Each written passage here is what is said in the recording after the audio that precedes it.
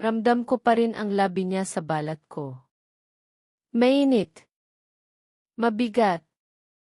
Mapusok. Pumikit ako, ninanamnam ang init ng kanyang yakap. Nararamdaman ko ang malalim niyang paghinga sa liig ko, ang kamay niyang dahan-dahang gumagapang sa katawan ko. Mahal kita, Kat, bulong ni Alex sa tenga ko. Napasinghap ako. Tumitig sa kanya. Mahal ko rin siya. Alam ko yon. Pero bakit habang nasa bisig niya ako, may ibang pangalan na tumatakbo sa isip ko? Miguel. 2 taon na kami ni Alex. Siya ang unang lalaking minahal ko ng totoo. Matangkad siya, gwapo, may pagkaseryoso pero kapag ngumiti, parang siya lang ang gusto kong pagmasdan sa buong mundo. Mahal na mahal niya ako at wala akong dahilan para hanapin ang iba. Pero dumating si Miguel. Unang beses ko siyang nakita sa isang party ng kaibigan ko.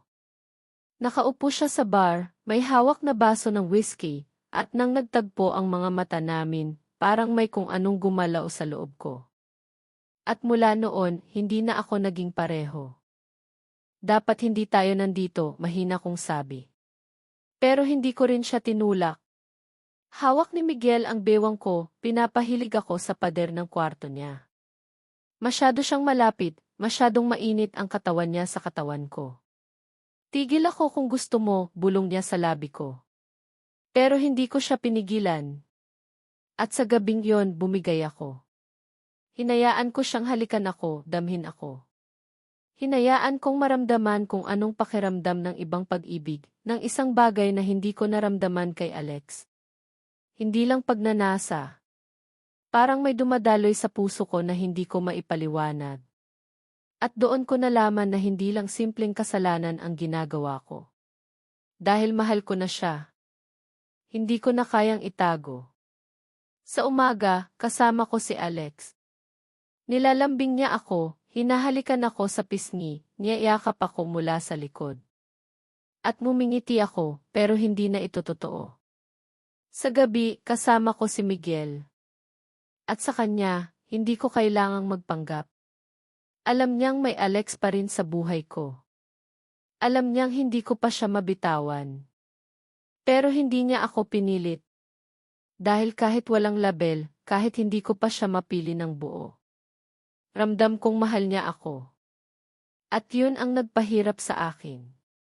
Dahil habang kasama ko si Alex, naiisip ko si Miguel.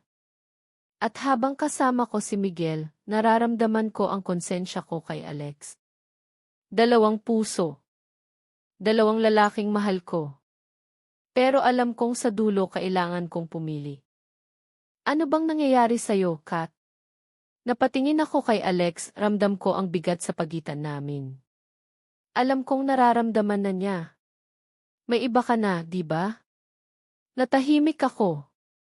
Hindi ko kayang magsinungaling. Hindi ko kayang sabihing hindi ko mahal si Miguel, dahil alam kong sa sandaling gawin ko iyon, magiging isang malaking kasinungalingan ang buhay ko. Tumulo ang luha ko. Alex, hindi ko ginusto to. Bumuntong hininga siya. Pero nangyari. Hinawakan niya ang kamay ko, pero hindi na ito katulad noon. Wala nang init. Wala nang lambing. At alam kong kahit anong sabihin ko, hindi ko na mababawi ang sakit na nararamdaman niya. Hindi na kita pipilitin, Kat, mahina niyang sabi. Pero sana hindi mo na ako pinaasa. At sa unang pagkakataon, nakita ko siyang lumayo. At kahit ako ang unang umalis sa relasyon namin, parang ako ang iniwan. Sigurado ka na ba? Tanong ni Miguel, titig na titig sa akin. Ramdam kong gusto niyang yakapin ako, pero may pag-aalinlangan pa rin sa kanya. Alam niyang nasaktan ko si Alex. Alam niyang nasaktan ako sa pagpili ko. Pero ito ang totoo. Tumango ako, humakbang palapit sa kanya. Ikaw ang gusto ko, Miguel. Hindi siya agad nagsalita. Pero nang hawakan niya ako sa mukha, nang titigan niya ako na parang ako lang ang babae sa mundo, alam kong ginawa ko ang tamang desisyon. Dahil hindi lang init ang nararamdaman ko sa kanya. Hindi lang kilig. Hindi lang pagnanasa. Kay Miguel, may bago akong naramdaman. Kalayaan. Pag-ibig na hindi pilit. At sa kanya, sigurado akong wala ng iba pa. Sa unang pagkakataon, wala ng alinlangan. Wala ng guilt. Wala ng lihim. Hinawakan niya ang kamay ko at tinignan ko siya, ang lalaking pinili ko, at ang lalaking pipiliin ko pa rin araw-araw. At nang hinalikan niya ako, ramdam ko ang sagot sa lahat ng tanong ko. Siya ang tama. Siya ang akin. At ako, sa wakas, ay malaya na sa pag-ibig na hindi buo. Dahil kay Miguel, buo ako.